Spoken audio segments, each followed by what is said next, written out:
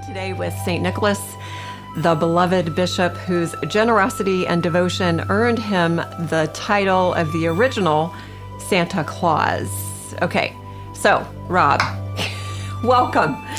Can you share why the saints are such an essential part of Catholic spirituality? Yeah, I think there's a couple reasons. I think the first reason, which we often overlook, right, has to do with the communion of saints, is the fact that our destiny is not just to be with God, it's to be with them, right? And so there's this sort of element of eternal friendship that actually can start now, right? It doesn't just start in heaven. And so obviously it's a communion of love, and you can't love what you don't know.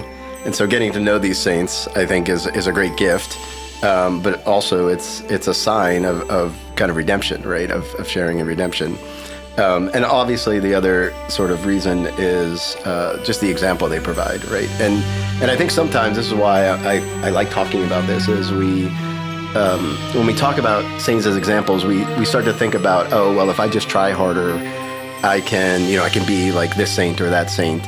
And what they're really examples of is what God's grace can do, right? And so what they ought to do is sort of motivate us to cooperate with grace more, right? And I always think about the story of St. Ignatius, where he's in his sort of recovery / conversion, and he reads the story of St. Frances and St. Dominic, and he says, oh, I could do that, right? And he's motivated to sort of head out on conversion, and it turns out he actually can't do what they did, right? Because they received grace to be themselves, and he had a totally different grace, right? And so I think when we read the saints, we have to always keep that in mind, that part of what we're supposed to do is not imitate them in so much as what they do.